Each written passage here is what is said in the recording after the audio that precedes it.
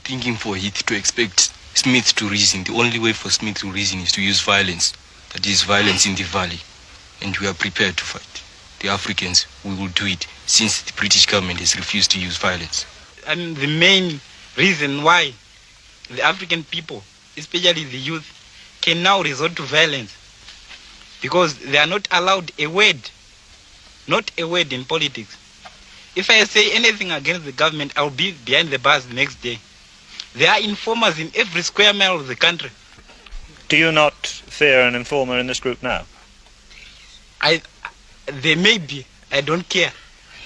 At this moment, I don't care if there is an informer. Maybe tomorrow I will be there behind the bars, and I don't mind.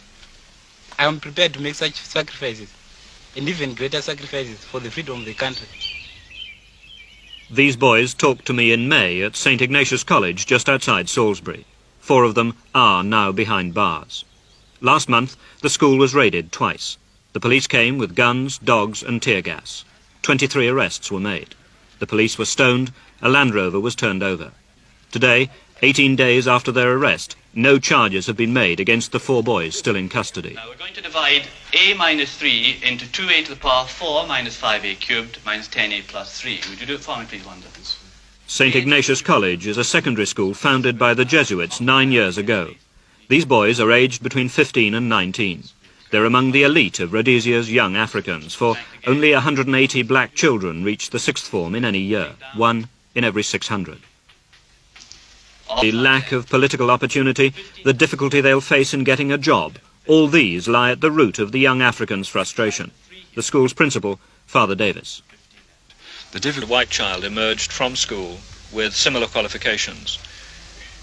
Which would find it the most easy to get a job? Certainly the white men. And to prove that, some gentlemen from Salisbury, who are obviously supporters of the Smith government, came here and we asked them the same question. Why that white men find it easier to find jobs.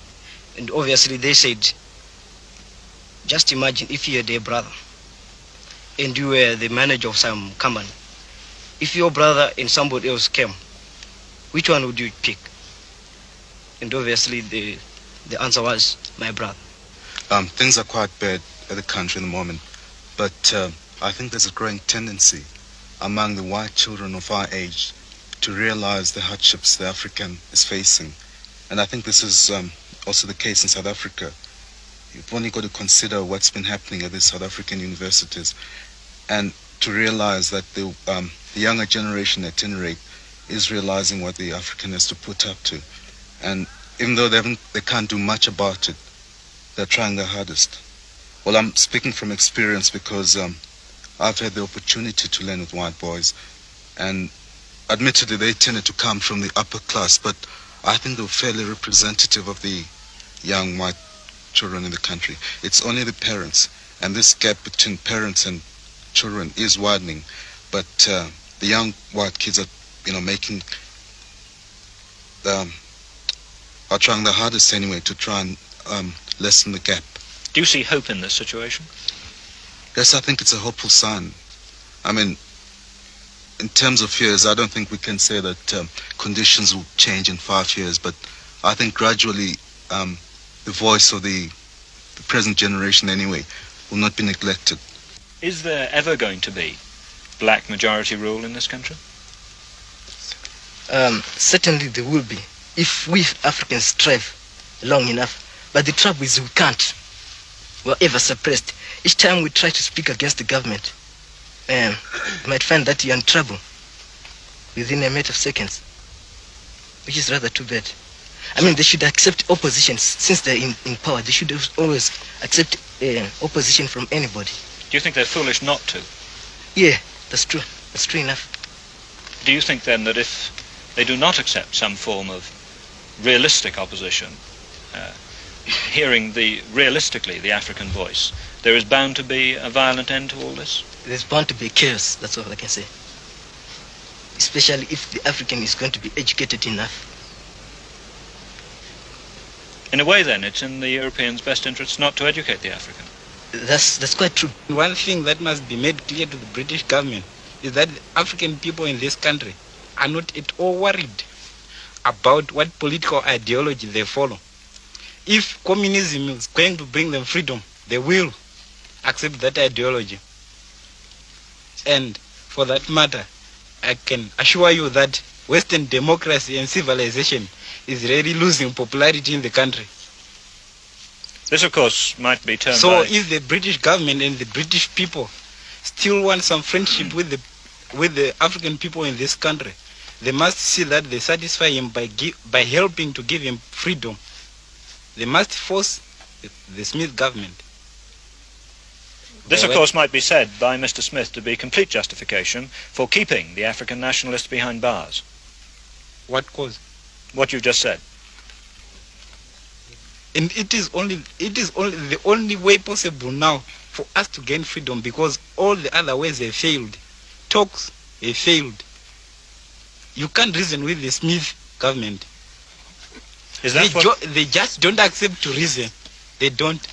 So why are we going to waste our time talking with them? If they want to talk with us, they have people in the parliament, the chiefs whom they choose. Those people are uneducated, most of them. What do they talk with them? Their speeches are made for them, and they speak what Smith wants. What does that help us? Yet there are many African graduates, many people who know politics, who are being left away from politics. Do the tribal chiefs speak for you? Well, it's very difficult for them to, because they are chosen by the government and they're supposed to support it. And moreover, they are paid by the government. If they say anything against it, they won't get anything. So obviously they will be on the side of the government. And I must say they are unpopular among the African. Does anybody speak for you? Not really, no. The Africans' political representation is a curious mixture of ancient and modern.